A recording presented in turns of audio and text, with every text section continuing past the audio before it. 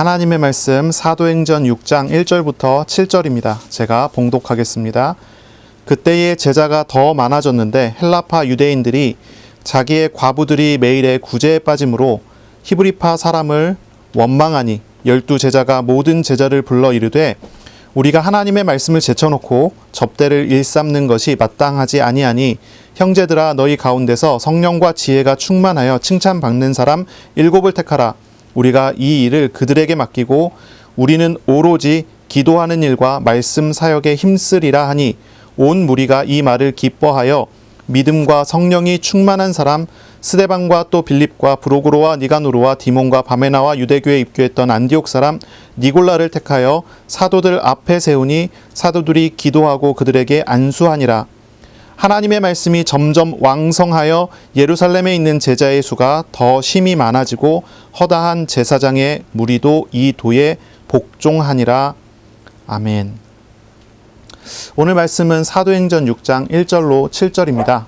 하나님의 말씀과 이웃 섬김이라는 제목으로 우리가 함께 하나님의 말씀을 나누겠습니다. 오늘 본문에 보면 교회에 나타난 문제가 있습니다. 교회 안에는 하나님의 손길이 계속 나타났고 이적과 기사가 계속되고 있었지만 교회 안에 한 문제가 이제 나타나게 된 것입니다. 하나님이 하시는 일이 언제나 우리 가운데 나타나고 있을지라도 우리의 연약함으로 인해서 언제나 우리에겐 또 문제가 있을 수 있겠죠. 이 문제에 대해서 존 스토트 목사는 마귀의 공격이라는 그런 표현을 했어요. 우리의 연약함을 두고 마귀가 공격하는 어떤 그런 모습이라는 거죠. 마귀가 박해를 통해서 초대교회를 회방하려고 했지만 그것이 실패했어요. 그러자 이제 초대교회 안에서 주의를 산만하게 하는 그런 공격을 했다는 것입니다. 주의를 산만하게 하는 그런 공격이에요. 초대교회가 오직 하나님께 집중하고 하나님의 말씀에 집중하고 기도하는 공동체가 돼야 되는데 말씀과 기도가 아니라 다른 것에 관심을 갖게 하고 다른 것에 신경 쓰게 하고 다른 것에 얽매이게 만드는 어떤 그러한 방식의 공격이 일어났다는 것입니다. 그래서 사도들이 기도와 말씀이 아니라 사회적이고 행정적인 일에만 몰두하게 만들어 버려서 말씀에서 멀어지고 기도에서 멀어지고 결국은 하나님으로부터 멀어지게 만드는 방식의 어떤 그런 공격을 했다는 거죠. 마귀는 언제나 그렇게 공격을 합니다. 바깥에서는 박해하는 어떤 그런 모습으로 공격을 하고 우리에게 어려움을 주고 우리에게 갈등을 주는 그러니까 외부적인 문제가 일어나게 하고요. 그리고 내적으로는 우리 안에서는 불신앙이 일어나게 해요. 불신앙이 일어나게 합니다. 그리고 우선순위를 자꾸 바꾸는 어떤 그런 유혹을 합니다. 그래서 불신앙에서 하나님 바라보지 못하게 하고 우선순위를 바꿔서 하나님이 아니라 다른 걸 더 중요하게 만드는 어떤 그런 공격을 하는 거죠. 그래서 어떻게 됩니까? 결국은 하나님을 모르게 만들고 하나님이 아니라 우상을 따라가게 만드는 어떤 그런 공격을 한다는 것입니다. 하지만 어떤 공격이 그렇게 일어난다 하더라도 하나님의 성령과 하나님과 함께하는 사람에게는 그것이 진짜 문제가 되지는 않을 것입니다. 박해가 있을지라도 성령께서 우리를 지키시면 어떤 박해가 우리를 무너뜨릴 수 있겠어요? 우리 안에 내적인 갈등과 문제가 일어난다 하더라도 성령께서 우리를 지키시고 도우신다면 그런 어떤 문제들이 우리에게 발판이 될 뿐이지 우리를 무너뜨릴 수 있는 그런 내용은 되지 않습니다. 우리가 정말 하나님을 인격적으로 알지 못하고 만나지 못한 사람이라 한다면 외부의 박해에서 무너지고 내적인 갈등에서 무너지게 되겠죠. 그러나 정말로 하나님을 만난 사람이라 한다면 어떤 유혹과 공격과 어떤 문제와 어떤 시험이 온다 하더라도 그것은 진짜 문제가 되지 않을 것입니다.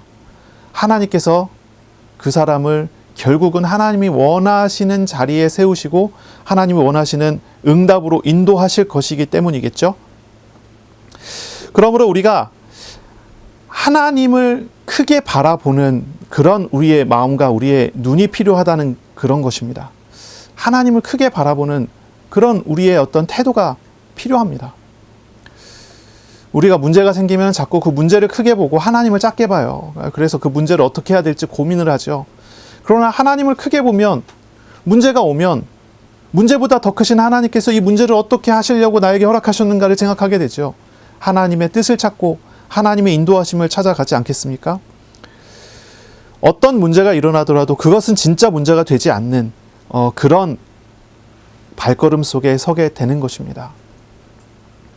사실 이 마귀의 사탄의 공격과 유혹은 우리에게는 참 뭐라 그럴까요? 버거운 어떤 그런 것일 수 있어요. 우리가 가지고 있는 상처를 파고 들어와 갖고 공격을 한다면 다른 게 아무것도 안 보일 겁니다. 그것만 보일 것 같아요. 우리가 정말로 소중하게 생각하는 어떤 부분에 대한 박해가 일어난다면 그게 정말 큰 문제로 발견되고 생각되지 않겠어요? 그러나 어떤 그런 문제 속에서도 하나님은 우리에게 일관되게 하나님은 그거보다 훨씬 더 크시다는 걸 우리에게 가르쳐 주세요. 알려주세요. 그래서 언제나 우리는 문제가 지나간 다음에 확인하죠. 아, 하나님이 더 크셨구나. 하나님이 일하시는구나. 문제가 진짜 문제되지 않는구나라는 걸 지나고 난 다음에 알게 돼요. 상처가 도져갖고 그것 때문에 막 많은 시험과 많은 갈등이 있었다 하더라도 하나님의 은혜 가운데서 지나가고 나서 돌이켜 봤을 때는 그 상처조차도 하나님께서 우리에게 어떻게 담당하시고 짊어지시고 일하시는지를 경험하게 하는 어떤 그런 인도하심으로, 그런 역사하심으로 우리에게 알게 하시는 거예요. 우리는 우리에게 오신 하나님이 얼마나 크신가를 알아가야 할 것이에요. 우리에게 오신 하나님이 얼마나 크신가를 경험해 가야 될 거예요. 하나님을 알아가시기를 바랍니다. 오늘 본문을 보면 이런 내용입니다. 사도들이 고난을 당하는 중에 성전에서와 집에서 가르치기와 전도하기를 쉬지 않았어요. 그렇게 하니까 제자의 수가 심히 많아졌습니다. 모두가 다 하나님을 찬양하게 된 것입니다. 하지만 그런 가운데 어느 한 구석에서는 불평과 불만이 나오기 시작합니다. 그거는 교회의 본질적인 내용, 하나님의 말씀과 하나님께 드리는 기도로 하나님을 만나는 것과 관련된 불평이 아니었어요. 식사 봉사에 관련된 거였어요. 사회적인 어떤 봉사, 식량 배급과 관련되어서 시작된 그런 불평, 불만이었어요. 그런데 그것으로 인해서 사도의 말씀 사역과 기도 사역에 영향을 주기 시작을 했어요. 영향이 오게 된 것입니다. 그래서 이 불평을 해결하기 위해서 사도들이 개입을 했고 모든 제자를 다 소집을 했습니다. 온 예루살렘의 제자들이 다 모여라 했던 거죠. 그래서 모이게 된 거예요. 그때 사도들은 자신들이 말씀을 제쳐놓고 음식 봉사에만 몰두하는 것이 옳지 않다고 하면서 모여진 제자들에게 스스로 일꾼을 세우라고 권면을 합니다. 7명을 세우라고 권면을 해요. 근데 그 일꾼이 세워지는 기준을 이야기하는데 성령과 지혜가 충만하고 칭찬을 받는 사람을 택하라라는 어떤 그런 제안을 합니다. 그때 제자들이 그것을 기쁘게 여기고 그리고 사람을 뽑았습니다. 성령과 지혜가 충만한 사람, 내적으로 믿음의 인정을 받는 사람들, 그리고 외적으로는 사람들에게 칭찬받는 사람, 이 두 가지 조건이 이제 해당되어지는 그런 사람을 7명을 이제 뽑은 거죠. 이 7명이 7집사라는 그런 어떤 이름의 사람들이 되죠. 7집사가 됩니다. 사도들은 이들을 위해서 기도하고 이들에게 안수해서 일꾼으로 세우게 됩니다. 그리고 난 다음에 이후에 교회는 더욱 변화됩니다. 더욱 커집니다. 영향력도 계속 늘어납니다. 허다한 제사장의 무리까지 그리스도께로 돌아오는 어떤 그런 결과를 맞이하게 됩니다. 교회 일이 일어나서 사람을 세웠더니 교회가 더 조직적이게 되고 교회가 더 이렇게 자리 잡게 돼갖고 사역이 더 본격적으로 일어나고 영향력이 펼치게 됐다. 이런 정도의 내용으로 우리가 이 본문의 말씀을 읽을 수가 있겠죠. 우리가 조금 더 자세히 한번 살펴볼까 싶어요. 구제 문제가 일어나서 그것으로 인해서 말씀 사역에 영향을 주었다고 하는 이 말의 의미가 도대체 무엇일까요? 당시 교회 안에는 두 문화권의 사람들이 모여 있었습니다. 두 문화권이에요. 한쪽은 히브리인인데 히브리파 유대인이라고 하는 그런 사람들입니다. 또 한쪽은 헬라파 유대인들인데요. 이 사람들은 히브리파 유대인들처럼 그 예루살렘에 원래 살고 있었던 그 사람들처럼 아람어를 사용하고 히브리어를 사용하지 않고 헬라어를 사용하는 헬라 문화권에 있는 그리스 문화권에 있는 그런 사람들이에요. 다른 지역에 살고 있는 디아스포라 유대인들이라고 할 수 있죠. 예루살렘 교회 안에는 이 두 종류의 사람들이 모여 있었던 거예요. 히브리파 유대인들, 아람어와 그리고 히브리어로 하나님을 찾고 이야기하는 어떤 그런 사람들과 헬라어로, 그리스어로 하나님을 찾았던 사람들. 언어가 다르고 문화가 다르니까 교회 안에 두 부류가 생긴 것입니다. 두 파가 생긴 거예요. 두 파가 생겨갖고 서로가 서로를 더 위해주고 더 아껴주고 하면 얼마나 좋겠습니까? 근데 그렇게 되지 않았어요. 당연히 자연스럽게 두 파가 생겨지니까 갈등이 생기기 시작을 합니다. 특히나 어떤 일이었냐면은 이제 과부에게 식사 배급을 하는 문제에서 문제가 생긴 거예요. 히브리파 과부들은 식사 배급을 계속 잘 받았는데 헬라파 과부들은 식사 배급에서 자꾸 빠지는 일이 벌어지는 겁니다. 제외가 자꾸 되는 거예요. 그러니까 이제 그 안에서 이제 갈등이 일어나는 거죠. 그걸 가지고 이제 불만 불평들이 터지기 시작을 한 거예요. 이들은 공동적인 경제 생활을 하고 있었는데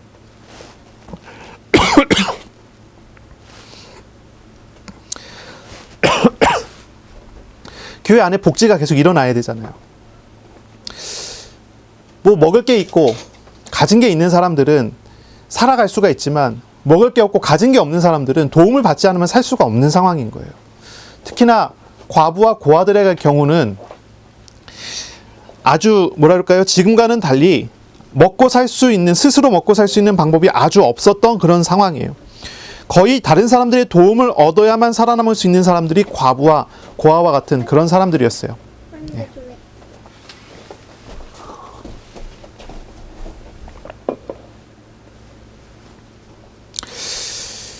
구약에서도 이제 과부에 대해서는 이제 경제 활동을 할 수가 없잖아요. 그렇죠? 이 당시에는 그렇습니다. 고아와 과부는 경제 활동이 거의 불가능한 사람들이거든요. 뭐 거의 남자들만 일을 하고 이제 그러기 때문에 과부가 됐다는 곳에서는 그때부터 이제 스스로 먹고 살 수 있는 희망이, 소망이 없어졌다는 그런 의미이기도 해요. 그러니까 이 사람들이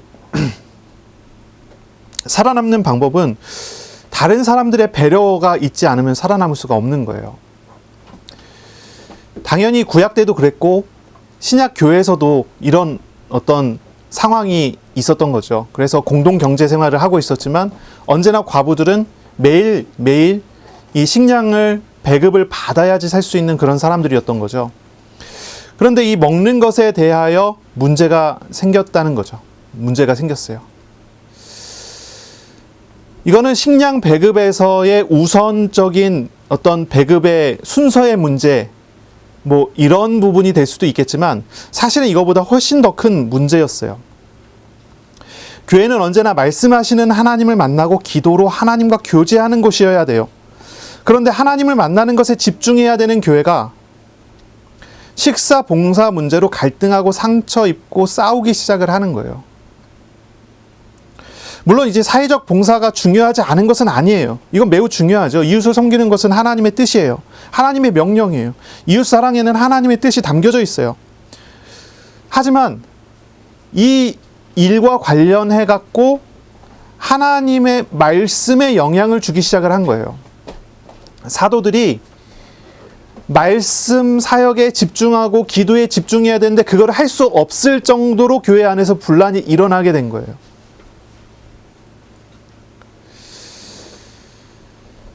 하나님을 사랑하는 사람이 이웃을 사랑할 수 있어요. 그렇죠? 하나님을 사랑하지 않으면 이웃을 사랑할 수가 없어요. 하나님을 진정으로 사랑해야 되는 거예요. 그래야지 이웃이 사랑할 수 있는 것이 나오게 되는 거죠. 그런데 하나님을 사랑해야 되는 그 일을 못하게 될 정도의 상황이 벌어진 거예요. 그러니까 어떻게 해야 될까요? 교회가 말씀하시는 하나님과 교제하는 본질을 소홀히 하고 사회 봉사만 하게 된다면 나중에는 그 교회는 사회 봉사도 제대로 할 수 없는 집단이 되고 말 거예요. 이게 마귀의 유혹은 이렇게 나타나고 공격은 이렇게 나타난 거예요. 이런 이야기가 있어요. 뭐 자기계발서 이런 어떤 책 같은 걸 읽어보면 항상 나오는 이야기 중에 하나예요. 우리가 잘 알고 있는 내용이에요. 급한 걸 먼저 해야 돼요? 중요한 걸 먼저 해야 돼요? 어떤 일이 있을 때 두 가지 일이 있어요. 하나는 급한 거예요. 하나는 중요한 거예요. 급한 걸 먼저 해야 될까요? 중요한 걸 먼저 해야 될까요? 대부분의 사람들은 급한 걸 먼저 해요. 그래서 중요한 걸 못 해요. 근데 정말 이 우선순위를 바르게 한 사람은 급한 거는 막아놓고 중요한 걸 먼저 해요. 중요한 걸 하기 위해서 급한 거를 빨리 처리할 수도 있어요. 이거는 중요한 우선순위의 문제거든요. 우리가 신앙생활에 나가면서 우리에게 급한 일들이 자꾸 올 수 있어요. 그렇죠? 여러 급한 일들이 일어날 수 있어요. 갈등이 일어나면 갈등을 빨리 해결해야 될 거 아니에요. 문제가 생기면 문제를 빨리 해결해야 될 거 아니에요. 그런데 그거 하고 1년, 5년, 10년을 사는 거예요. 중요한 걸 하지도 못하는 거예요. 이게 문제가 되는 거죠. 사실은 우리가 중요한 걸 하다 보면 급한 것도 정리가 되기 시작할 건데, 중요한 걸 건들지 못하고 급한 것만 자꾸 하다 보니까 시간만 계속 가게 되는 어떤 그런 상황이 돼버리고 마는 거죠. 자, 우리가 이제 부모들이 자녀를 돌볼 때 이야기입니다. 자녀가 말을 안 듣고 자녀가 자꾸 떼를 쓰고 막 그럴 수 있어요. 그렇죠? 우리 아이들이 그렇잖아요. 막 떼쓰고 막 하잖아요. 자, 떼쓰는 걸 그만두게 해야 될 거예요. 이게 급하죠. 왜냐면은 피해를 주잖아요. 우리의 마음에 피해를 주고 우리 주변 사람들한테 피해를 주니까 떼쓰는 걸 그만두게 해야 돼요. 그래서 그만두게 하기 위한 빠른 방법을 선택하죠. 많은 사람들이 어떻게 합니까? 등짝에 스매싱이 한 번씩 날아가는 거예요. 이제 조용히 해라 뭐 이런 의미로. 그러면 빨리 급한 거를 해결할 수 있을지 몰라요. 하지만 자녀 교육에서 중요한 거는 등짝 스매싱 날리는 게 아니에요. 뭐 하는 겁니까? 이 아이가 필요한 게 뭔지를 알고 이 아이에게 필요한 걸 채워주는 거예요. 사랑을 주는 거예요. 은혜를 주는 거예요. 이게 되게 중요한 부분이에요. 어떤 부모는요, 5년, 10년을요, 아이들한테 잔소리만 하다가 끝나요. 물론 잔소리 교육이 나쁘다는 건 아니에요. 잔소리 교육이 아주 좋죠. 우리나라는 잔소리 교육을 하잖아요. 근데 잔소리가 중요한 게 아니라 아이들에게 정말로 전달해 줘야 하는 부모의 사랑과 하나님의 사랑을 전해주지 못할 수 있다는 거예요. 급한 거 하다 보면. 교회에서 가장 중요한 게 무엇입니까? 말씀입니다. 기도입니다. 하나님을 만나는 거예요. 말씀하시는 하나님을 만나고 기도로 하나님을 만나야 돼요. 이게 가장 중요합니다. 여기에 회복이 되줘야 돼요. 이게 나타나줘야 돼요. 이게 되지 않으면 교회는 교회답지 않아져요. 교회는 교회답지 않아집니다. 이게 되게 중요한 부분입니다. 여러분 어떻게 보고 있습니까? 어떻게 교회에서 신앙생활하고 하고 있습니까? 하나님을 아는 것은 말씀에서 나오죠. 말씀하시는 하나님을 만나야 구원을 받습니다. 말씀하시는 하나님을 만나는 생활이 신앙생활입니다. 하나님을 아는 것은 오직 말씀에서 나옵니다. 로마서 10장 17절에 믿음은 들음에서 나고 들음은 그리스도의 말씀으로 말미암는다라고 했습니다. 그리스도께서 우리에게 주시는 말씀, 그리스도께서 하나님께서 목회자를 통해서 우리에게 주시는 말씀, 이 말씀을 들을 때 우리가 믿음을 갖게 됩니다. 말씀이 아니면 우리는 믿음을 가질 수가 없어요. 디모데후서 3장 15절부터 16절에 보면 성경은 능히 너로 하여금 그리스도 안에 있는 믿음으로 말미암아 구원에 이르는 지혜가 있게 하느니라 그랬어요. 하나님의 말씀 성경이 우리가 믿음을 갖게 하고 구원을 얻게 하는 그런 통로라고 하는 거예요. 이게 계시의 말씀인 거죠. 하나님을 알 수 있는 유일한 계시의 말씀이 성경이라고 하는 것입니다. 이 성경을 벗어나면 하나님을 믿을 수가 없고요. 알 수가 없고요. 하나님을 믿어가는 생활을 할 수가 없는 거예요. 모든 성경은 하나님의 감동으로 된 것이고 교훈과 책망과 바르게 함과 의로 교육하기에 유익한 말씀이다라고 했어요. 그렇죠? 이 말씀이 굉장히 중요한 거예요. 이 말씀은 우리에게는 하나의 양식입니다. 일용할 양식이에요. 날마다 하나님께서 주시는 밥을 먹어야 합니다. 우리가 한 끼만 안 먹어도 너무 배고프잖아요. 그렇죠? 하루를 굶으면 어떻습니까? 막 배가죽이 등가죽이 달라붙을 것 같지 않으세요? 한 3일 굶으면 어떻습니까? 사람이 얼마나 날카로워지는지 몰라요. 배가 고파서. 그렇죠? 금식 해보신 분은 이해를 할 것 같아요. 뭐 우리가 내시경을 하려고 해서 금식을 하잖아요. 얼마나 배고프고 날카로워지고 그래요. 그런데 하나님의 말씀, 생명의 양식이 우리의 영혼을 살찌우게 하는 하나님의 말씀이 이 밥이에요. 밥. 그런데 하나님의 말씀을 먹지 않아요. 먹지 않습니다. 하나님 말씀이 날마다 내게 주시는 일용할 양식이 계속 내려오는데 그걸 먹지 않아요. 그럼 어떻게 되겠어요? 우리는 하나님의 말씀을 먹어야 합니다. 말씀을 들을 때 우리의 영혼이 힘을 얻습니다. 말씀을 들을 때 우리가 하나님의 은혜를 입습니다. 이것이 우리에게 있어야 돼요. 하나님의 말씀은 실제적으로 우리를 변화시키는 능력입니다. 히브리서 4장 12절에 하나님의 말씀은 살아있고 활력이 있어서 좌우의 날선 어떤 검보다도 예리해요. 그래서 혼과 영과 관절과 골수를 찔러 쪼개기까지 하며 마음의 생각과 뜻을 판단한다 그래요. 하나님의 말씀은 실제적으로 우리를 변화시켜요. 우리의 영혼을 바꿔요. 우리의 마음을 바꿔요. 우리 마음의 상처를 바꿔요. 우리의 육신조차도 바꾸세요. 치유하세요. 말씀하시는 하나님을 만날 때 모든 것이 변화가 되기 시작을 해요. 그 말씀이 우리에게 있어야 돼요. 우리에게 살아있어야 돼요. 데살로니가 전서 2장 13절에 보면 하나님의 말씀은 믿는 자 가운데서 역사하는 말씀이다라고 해요. 말씀은 믿는 자들 가운데서 일을 해요. 역사를 해요. 사역을 해요. 말씀은 그런 말씀이에요. 그런 힘이 있어요. 그러므로 우리가 하나님의 말씀을 제대로 들을 때 우리가 믿음을 얻고 하나님을 알아가고 구원을 받고 치유를 받고 우리가 새 힘을 얻고 실제적으로 말씀이 일하여 우리의 삶을 변화시키는 역사를, 우리의 현장을 변화시키는 역사를 이 말씀을 통해서 보게 되는 거예요. 그런데 진짜 문제는 뭡니까?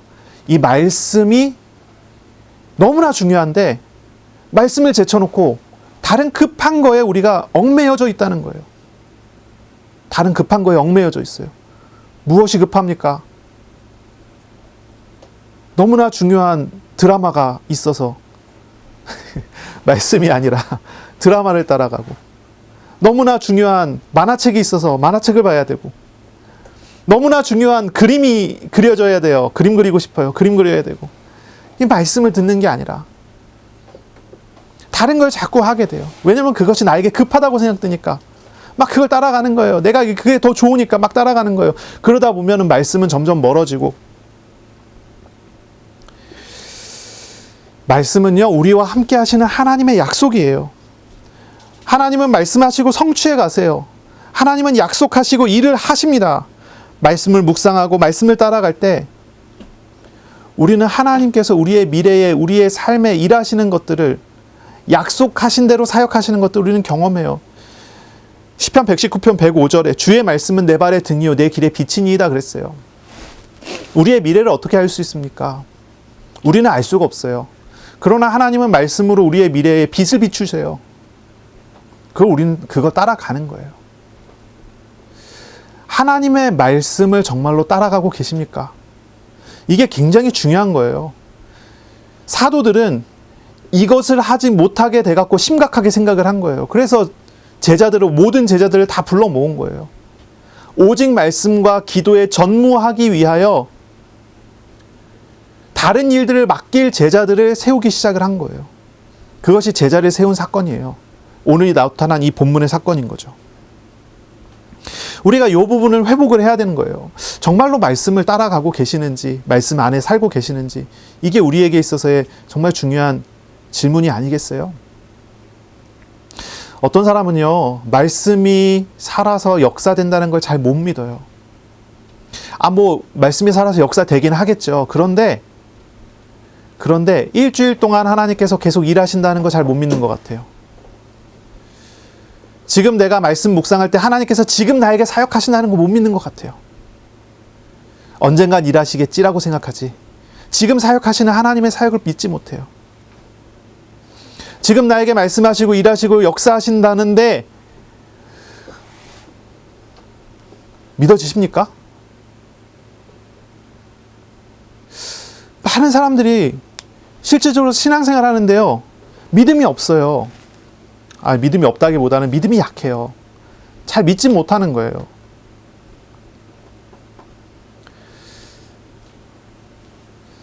하나님께서 살아계시고 일하시고 역사하신다는 사실을 인정은 하는데 믿지는 못해요. 참 희한한 상태죠. 인정한다는 건 믿는다는 이야기여야 되는데 인정은 하는데 믿지는 못해요. 하나님께서 언젠가 하실 거라는 생각은 하는데 지금은 아니라고 생각해요. 근데 우리가 잘 생각해 봐야 돼요. 하나님이 지금 일하시지 않으면 앞으로도 일하시지 않아요. 지금 하나님의 사역이 나에게 있지 않으면 앞으로도 있을 거라는 기대를 하지 마셔야 돼요. 하나님은 살아계시고 일하시는 하나님이세요. 물론 시간표의 차이는 있어요. 즉시 일하실 수 있고 조금 유예를 둬서 일하실 수 있고 그럴 수 있어요. 하지만 하나님께서 조금 유예를 둬서 일하신다는 것이 지금 일 안 한다는 뜻이 아니에요. 하나님께서 지금 일하여 가시는 과정 속에 있다는 거예요. 하나님은 자녀에게 말씀을 주시고 말씀하신 대로 함께 하시면서 알게 하시고 생각하게 하시고 깨닫게 하세요. 제가 어느 날 하나님 앞에 기도한 적이 있어요. 하나님 어느 때까지 이 일이 계속돼야 됩니까? 라고 질문했던 기억이 있어요. 하나님께서 저에게 이런 은혜를 주시는 것 같아요. 이 일이 언제까지 진행이 돼도 상관없이 지금 너는 나와 함께 하면 된다. 그러니까요, 제가 이렇게 기도했어요. 하나님, 나에게 오늘 필요한 일용할 은혜를 주셔서 감사합니다. 이렇게 기도했어요. 지금 하나님께서 나에게 필요한, 오늘 나에게 허락된 은혜가 날마다 주어지는 것이 정상적인 신앙생활이에요. 그렇죠? 근데 그것이 없다 그러면 오늘 나는 하나님과 동행하는 삶을 내가 지금 살지 않겠다고 하는 거예요. 하나님은 나에게 계속 말씀을 하세요. 말씀을 하시고 일을 하세요. 하나님을 알게 하는 말씀을 주세요. 하나님을 믿게 하는 말씀을 주세요. 하나님은 나를 치유하고 변화시키는 말씀을 계속 하세요. 하나님은 말씀으로 나의 삶의 사역을 하시고 말씀으로 나의 삶의 일을 하세요. 이게 사실이죠. 그렇게 말씀하시는 하나님을 오늘 내가 만나고 경험하고 함께해 나가는 삶을 살아야 돼요. 주님께 정말로 하나님께 기도하세요. 하나님께 진짜 기도하세요. 물어보세요. 하나님은 나와 함께 하신다는 게 무엇입니까? 나에게 주신 일용할 양식, 오늘 나의 삶에 일하시는 것은 어떤 것입니까? 하나님께서 오늘 나에게 잘 되도록 일을 하실 수 있고 하나님께서 오늘 나에게 안 되도록 일을 하실 수 있어요. 그러나 그 모든 것을 통해서 하나님 나를 위로하시고 나에게 위안을 주세요. 하나님께서 오늘 허락하시는 이 어려움이 하나님께서 나를 위해서 하시는 어려움이라 한다면 그 어려움을 바라보면서 평안을 누릴 수 있어요. 하나님을 말씀으로 만나요. 하나님과 함께하는 시간을 누려요. 그게 우리의 신앙이고 우리의 삶이 아니겠어요? 이게 중요한 것입니다. 우리는 자꾸 뭔가 이렇게 세상적이고 육신적인 어떤 화려함이라는 거죠. 번영하는 것. 그것을 두고서 그게 하나님이 일하시는 것이라는 생각에 자꾸 빠져 있어요. 하지만 그것은 하나님이 일하시는 것, 번영, 그거 하나님이 일하시는 것이라고 이야기할 수 있을까요? 번영되는 거, 잘 되는 거, 은혜 받고 신앙생활하면 잘 된다라고 생각하는 것 같아요. 그런데 성경에 보면요, 은혜 받고 하나님과 동행해갖고 잘 된 사람이 있어요. 분명히 있어요. 하지만 안 된 사람도 많아요. 그렇잖아요. 우상 숭배하고 있었던 북이스라엘에 하나님께서 함께 하신 결과 북이스라엘은 망했어요. 나에게 우상이 가득해요. 그러면 나에게서 우상을 떨쳐버리기 위한 하나님의 방법은 무엇입니까? 우상의 결과가 망한다는 것을 알려주는 과정이 필요한 거예요. 그래서 번영이 아니라 고난으로 찾아오기도 해요. 그리고 그것이 끝났을 때 비로소 우리가 하나님의 나라가 저 우상과 비교할 수 없는, 저 우상에 의한 어떤 문제와 비교할 수 없는 하나님의 나라가 나에게 있다는 사실을 그 속에서 경험하고 알아가게 되는 거예요. 나에게서 우상 같은 것들이 떨어져 나가는 것이 괴로운 시간일 수 있어요. 하지만 나에게서 우상 같은 것이 떨어져 나가는 것이 괴로운 게 아니라 내가 자유를 얻어가는 과정이에요. 이것이 우리에게 정말로 필요해요. 말씀을 우리가 회복해야 돼요. 말씀하시는 하나님을 만나는 그런 삶을 회복해야 돼요.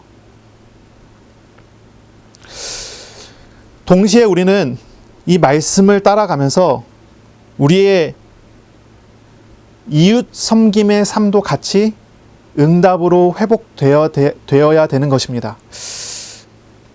우리들 하나님의 교회는요, 사회적인 봉사를 가볍게 생각해서는 안 될 거예요. 하나님은 하나님과 동행하는 사람들에게 이웃 섬김의 사명을 주셨어요. 하나님께서 나를 사랑하신 것 같이 우리의 가족과 이웃을 사랑하시기 때문에 우리에게 이웃을 사랑하라고 하는 명령을 주세요. 이웃 사랑에는 영혼 구원을 주는 전도와 삶을 돕는 섬김이 모두 포함되는 것이 이웃 사랑이에요. 진짜 이웃 사랑은 나에게 주신 이 은혜가 다른 사람에게도 전달되고 누려질 수 있도록 하는 그런 내용이 돼요. 초대교회에서 7집사를 세운 것은 바로 이런 사역을 위해서예요. 단지 사도들이 말씀과 기도에 전무하게 하기 위해서만이 아니라 이웃을 섬기는 중요한 일을 하게 만들기 위해서 직분을 주신 것이 7집사를 세운 거예요. 교회 안에서의 우선순위가 하나님의 말씀으로 가야 되는 것은 너무나 당연한 것이고요. 하나님의 말씀 안에서 교회가 세워져 갈 때 교회는 반드시 이웃 섬김이라고 하는 헌신으로 또 연결되어서 세워져 가야 돼요. 이 두 가지가 같이 가야 되는 거죠. 아주 흥미로운 것은 오늘 주신 이 말씀을 보면요. 사도행전 6장 1절이나 4절을 보면 여기에 모두 사도의 일과 7집사의 일, 이 사역이라고 하는 이 두 사역을 똑같이 같은 단어를 써요. 디아코니아라고 하는 단어를 써요. 이 단어는 사역이라는 뜻인데요. 다시 말해서 말씀을 전하는 일, 말씀의 사역과 이웃을 섬기는 봉사, 특히 여기서는 식사 봉사죠. 식사 봉사까지도 같은 하나님의 일로 이야기를 하고 있는 거예요. 같은 하나님의 일로 표현을 하는 거예요. 사도의 일이나 집사의 일이나 하는 일은 분명히 다르지만 그 가치는 동일한 것입니다. 어떤 것이 우월하거나 열등하거나 하지 않아요. 목사가 강단에 서서 하나님의 말씀을 전하는 것, 하나님의 사역이죠. 그렇죠? 그래서 하나님께서 주시는 은혜잖아요. 그렇죠? 이 강단에 서서 말씀을 증거할 때 하나님 일을 하시잖아요. 그런데 교회 안에서 하나님께서 세운 직분을 가지고 이웃을 섬기는 사역, 그 사역도 하나님의 사역이고요. 하나님이 일하시는 사역이에요. 예배 전에 예배에 참석하지 못하게 되는 성도들에게 문자 하나 보내는 것 아무것도 아닌 것 같죠. 그러나 그것이 강단에서 목사가 말씀 선포하는 것 같은 하나님의 사역과 같은 가치가 있는 사역이에요. 이웃의 어려움을 두고 생각하면서 그를 위해서 기도 한 번 하는 그런 기도가 사실 아무것도 아닌 것처럼 보일지 몰라도 그것이 하나님께서 기뻐하시는 하나님의 일이란 말이에요. 어려운 사람에게 찾아가서 아무 말 없이 밥 한 끼 사주는 것도 마찬가지예요. 그것이 하나님의 일이에요. 하나님의 사역이에요. 어떤 것이 우월하거나 열등하지 않습니다. 하나님께서 세우신 역할의 차이는 있지만 그 내용은 하나님의 맡은 바 하나님의 일을 맡아서 하는 것이 되는 거예요. 로마 카톨릭 교회에서는 성직자와 평신도를 구분을 합니다. 성직자와 평신도를 구분해요. 이 로마 카톨릭 교회는요, 성과 속을 구분하거든요. 성은 거룩한 것이고 속은 세속이에요. 세상이라고 그래요. 성과 속을 구분을 합니다. 그래서 교회를 성당이라고 부르죠. 거룩한 당 이렇게 부르는 거예요. 성당. 이 성당이라는 말 자체가 무슨 의미가 있냐면 다른 곳은 거룩하지 않다는 뜻이에요. 성직자라는 말에 담겨져 있는 의미는 다른 사람들은 거룩하지 않다는 뜻이에요. 이 로마 가톨릭은요, 이런 것을 자꾸 구분을 해요. 그래서 뭐라고 합니까? 성화, 거룩한 그림, 다른 건 거룩하지 않아요. 성상, 거룩한 동상이에요. 이건 거룩하지만 다른 사람들은 다른 상들은 거룩하지 않아요. 또 어떤 게 있습니까? 사람도 그걸 나누죠. 성직자 중에서도 특히 거룩한 평생을 보내다가 거룩하게 죽은 사람을 성인이라고 불러요. 성인, 거룩한 사람이라는 뜻이에요. 그래서 그 사람들을 어떻게 합니까? 그 사람 이름으로 기도도 하잖아요. 나는 거룩하지 않으니까 거룩한 사람의 이름을 빌려서 기도하는 거예요. 그래서 성 베드로의 이름으로 기도합니다. 성 패트릭의 이름으로 기도합니다. 성모 마리아의 이름으로 기도합니다. 이런 식이에요. 그런데 이 성과 속의 구분이라고 하는 것이 성경적일까요? 성경적이지 않아요. 성경적이지 않습니다. 구약시대에 하나님께서 천막에 내려오셔서 천막에 함께 하셨어요. 그것을 성막이라고 불렀어요. 성막. 그렇죠? 그리고 솔로몬을 통해서 세워진 건물에 하나님께서 오셨어요. 그래서 거기를 성전이라고 불렀어요. 하나님이 계신 곳이니까. 예수께서 십자가에 죽으시고 부활하신 다음에 예수 믿는 사람에게 성령께서 사람들에게 찾아오셔서 사람들의 마음에 오셨어요. 하나님은 한 분이시지만 믿는 사람 마음에 각자에게 찾아오셨어요. 이게 성령께서 분여하여 우리에게 오셨다 이렇게 표현을 해요. 그래서 성령이 마음에 온 사람은 어떤 사람이 된 거죠? 거룩한 사람이 됐어요. 그래서 고린도전서 3장 16절에 보면 너희가 하나님의 성전인 것과 하나님의 성령이 너희 안에 거하시는 걸 알지 못하느냐 이런 말을 하죠. 성직자는 거룩하고 평신도는 거룩하지 않다. 이게 기본적인 이 로마 가톨릭의 개념인데 이건 전통에서 내려온 거예요. 근데 성경이 아니에요. 성경은 그렇지 않죠. 성경은 뭐라고 얘기하죠? 거룩하신 하나님께서 계신 모든 장소가 성전이 돼요. 거룩하신 하나님께서 일하시는 모든 일이 성직이 돼요. 그래서 개신교에서는 우리 개혁교회에서는 목사를 성직자라고 부르지 않습니다. 목회자라고 부릅니다. 성도를 평신도라고 부르지 않습니다. 성도라고 부릅니다. 거룩한 사람들이라는 뜻이에요. 우리는 항상 성도라고 그러지 평신도라고 얘기를 하지 않습니다. 평신도라는 말 자체가 가지고 있는 의미가 거룩하지 않다는 뜻이라는 그런 거예요. 우리는 거룩한 사람들이에요. 하나님께서 함께하는 사람은 거룩합니다. 하나님께서 주신 모든 사역은 거룩합니다. 목사의 사역이 거룩한 것처럼 성도가 하나님으로부터 받아서 하는 일은 거룩합니다. 이웃 섬기는 사역이 거룩한 것입니다. 교회에서 가난한 사람들, 과부에게 밥을 퍼서 주는 게 너무나 거룩한 사역이에요. 그걸 하나님의 사역이라고 불렀다니까요. 디아코니아라고 불렀다니까요. 조금 더 확장해서 이야기한다면 우리가 하나님의 사람으로서 하나님께서 나에게 허락하신 맡기신 일을 하는 모든 행위가 다 거룩합니다. 하나님이 거룩하시기에 우리도 거룩한 삶을 살게 되는 것입니다. 아침에 일어나서 세수하는 게 거룩합니다. 이빨 닦는 게 거룩합니다. 머리 감는 게 거룩합니다. 그러니까 이빨도 잘 닦아야 돼요. 머리도 잘 감아야 되고요. 저 머리 너무 안 감는 어떤 아이는 웃고 있습니다. 예. 우리의 생활 자체가 그렇다는 거예요. 요리하시는 분이 요리하는 그 행위가 너무나 거룩합니다. 자녀에게 이유식을 먹이는 그 행동이 거룩한 것입니다.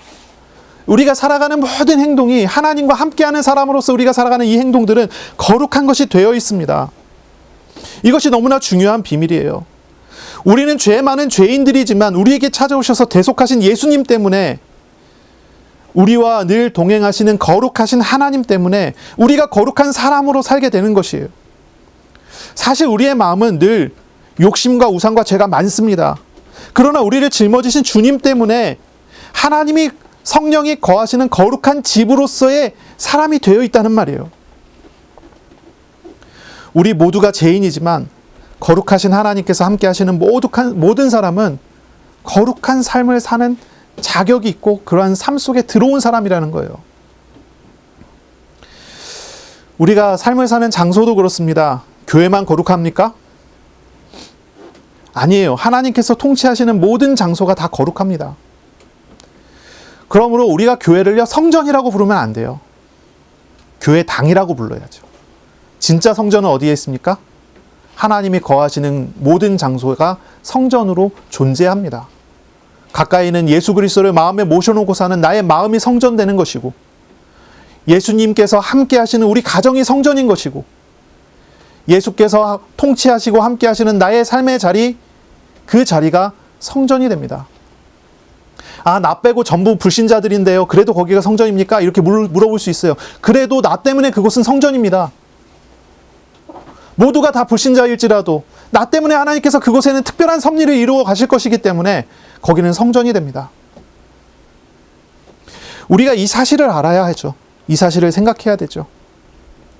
사실 세상은요, 우상과 욕망이 지배하잖아요. 양육강식의 세계잖아요. 동물의 왕국 같은 그런 세계 아닙니까? 사실 우리 교회도 그래요. 오늘날 우리 교회들도 다 그렇지 않습니까?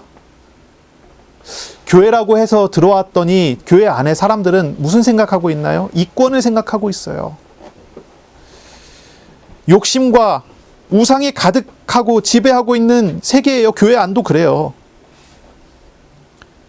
교회 안에도 보니까 양육강식의 동물의 왕국이에요. 똑같아요. 교회라고 뭐가 다릅니까? 아, 우리 교회는 달라요. 착각이에요. 자세히 보세요. 그렇지 않습니다. 우리는 실상을 봐야 돼요. 사실을 봐야 돼요. 우리가 살고 있는 모든 세상은 죄로 가득해요. 그런데 우리가 성전이라고 부르는 것은 하나님께서 통치하시기 때문이에요. 그런 부족하고 연약한 세상과 그렇게 죄악으로 가득 차 있는 현실이라도 하나님은 우리에게 오셔서 함께 하시면서 일을 하시기 때문이에요. 이거 생각해 봐야 돼요. 사기꾼들이 가장 사기치기 좋은 사람들이 교회 다니는 사람들이라고 하는 것 같아요. 언젠가 한번 그런 얘기가 나와서 한번 자세히 한번 찾아봤더니 그런 얘기를 하더라고요. 어떤 사기꾼이 자기는 교회를 들어가서 교회에서 믿음 있는 척 한대요. 그렇게 몇 달 생활을 하면 사람들이 자기를 인정해 준대요. 왜냐면 그 몇 달 동안 믿음 있는 척 하면서 막 베푼대요. 자기가 가지고 있는 걸 막 베풀어 준대요. 그러면 사람들이 아, 저 사람 진짜 믿음 있구나라는 어떤 그런 생각을 하게 되고 마음의 문을 열면 그때부터 이제 사기를 치는 거죠. 그게 사실 교회예요. 그래서 예전에 제가 있었던 교회에서는 목사님이 얘기하더라고요. 교회 안에서는 절대로 돈 거래하지 마라. 빌려주지도 말고 뭐 이렇게 얘기를 해요. 왜냐하면 거의 그것 때문에 신앙을 잃어버린다는 거죠. 많이 보셨나 봐요. 그러니까 그런 얘기를 하시겠죠. 우리가 이런 부분도 생각해 봐야 돼요. 정말로 내가 거룩한 사람이 되어가는 것은 내가 거룩하기 때문이 아니에요. 나와 함께 하시는 우리 주님 때문에. 우리 교회가 거룩해지는 것은 우리 교회가 거룩한 성질을 가지고 있기 때문이 아니에요. 여기는 교회 안은요, 거룩한 성질을 가진 사람들이 모인 사람이 아니에요. 교회 안에 들어온 사람들은요, 다 자기 욕구와 욕망과 우상에 가득한 사람들이에요. 어거스틴은 이렇게 얘기했어요. 교회 안에는 죄인들의 모임이기 때문에 그래요. 교회는 뭐 거룩한 창녀다 뭐 이런 표현을 쓰는데 모여진 사람들이 전부 그런 사람들인 거예요. 우리의 거룩함에 대한 이해를 잘 해야 돼요. 잘 해야 됩니다. 하나님이 거룩하시기 때문에 우리도 거룩함을 얻어가야 해요. 하지만 이걸 오해해서는 안 돼요.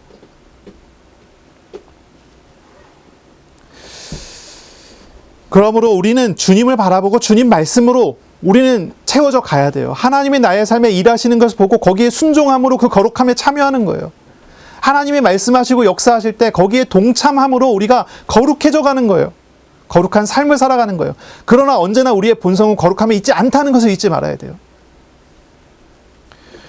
하나님과 동행할 때 하나님께서 주시는 일이 우리에게 거룩한 사역이 되어지는 것은 하나님께서 나에게 말씀하셨고 우리가 그 말씀을 따라가기 때문인 거예요.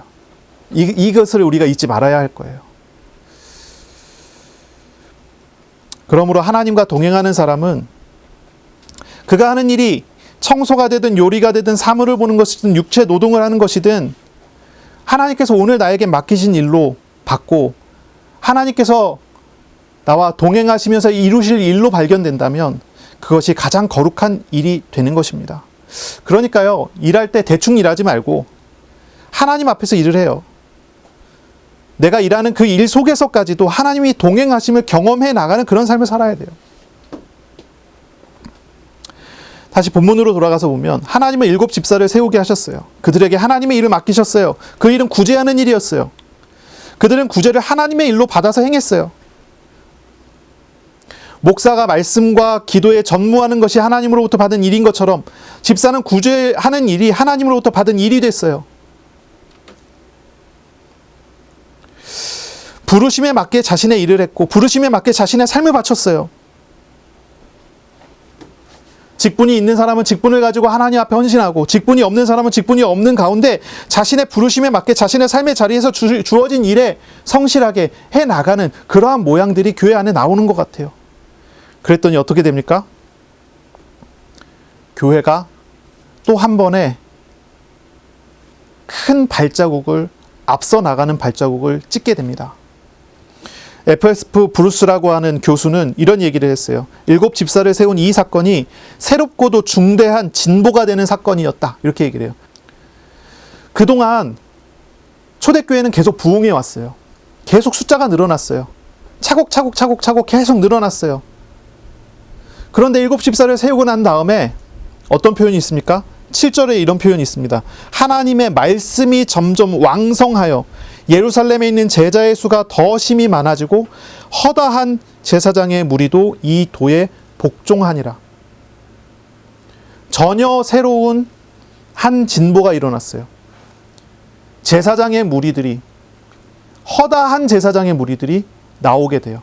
물론 이 제사장의 무리라 하면 사두개인이나 이제 대제사장 같은 이제 지도층들이 아니라 우리가 아는 이제 세례 요한의 아버지 사가랴 같은 어떤 그런 일반적인 레위인 제사장들이죠.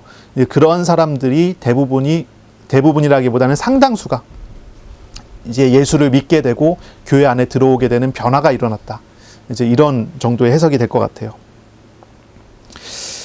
사실은 이미 많은 무리들이 모여들고 있었던 초대교회였잖아요. 거기에 걸림돌이 하나 생겼던 거죠. 문제가 생겼던 거잖아요. 하지만 그 문제가 오히려 한 발자국 더 나아가게 되는 큰 발자국이 돼요. 문제로 인해서 집사를 세웠고 이것으로 사도들이 말씀과 기도에 전무하게 됐고 그리고 변화들이 나타납니다. 우리도 우리의 삶에 참된 변화가 필요합니다. 우리가 한 발자국 앞서 나가게 되는 그런 일을 하나님께서 우리 가운데 주고자 하시는 것 같아요. 우리의 교회 생활이나 가정이나 직장에서의 삶에서 무엇인가 걸림돌이 나타날 때 많은 사람들은 걸려 넘어질 것을 걱정하고 얽매이기가 쉽습니다. 하지만 그 안에 담겨져 있는 하나님의 인도하심을 보고 거기서 우리는 하나님께서 이루실 새로운 사역을 바라봐야 합니다.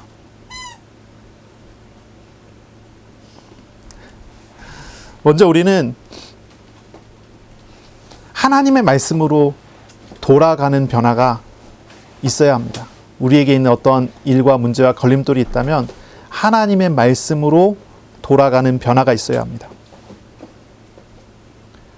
그리고 말씀 안에서 하나님께서 나에게 하시는 일에 순종하고 헌신되는 그런 변화가 우리 가운데 있어야 합니다. 한 주간 정말로 기도하세요. 기도하시고 하나님의 인도를 받으셔야 돼요. 목사는 말씀과 기도에 전무하도록, 그리고 성도는 하나님께서 자신에게 주어주신 일들에 대해서 하나님의 일로 받아서 헌신하도록 인도받아야 돼요. 한 주간 정말 기도하시기 바랍니다. 하나님의 말씀으로 충만하게 되도록, 말씀으로 충만하도록 나아가는 그런 주간이 되시기를 바랍니다. 맡기신 일에, 하나님의 일에 헌신되는 그런 주간이 되도록 기도하세요. 문제가 있으면 하나님께로 나오세요. 말씀으로 돌아가세요. 말씀을 묵상하고 순종하고 실천하세요.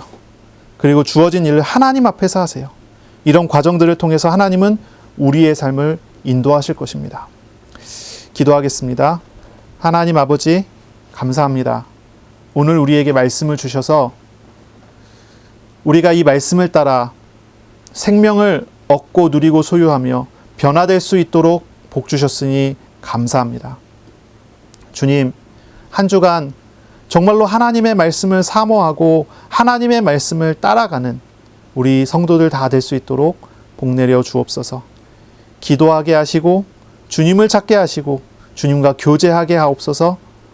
주님 주시는 은혜 안에서 자신의 삶의 자리를 하나님께서 거룩하게 하심을 보게 하시고 모든 주어진 일과 사역 속에 헌신되어 주님 앞에, 하나님 앞에 최선을 다해 살아가는 우리 성도들 다 될 수 있도록 복 내려 주옵소서.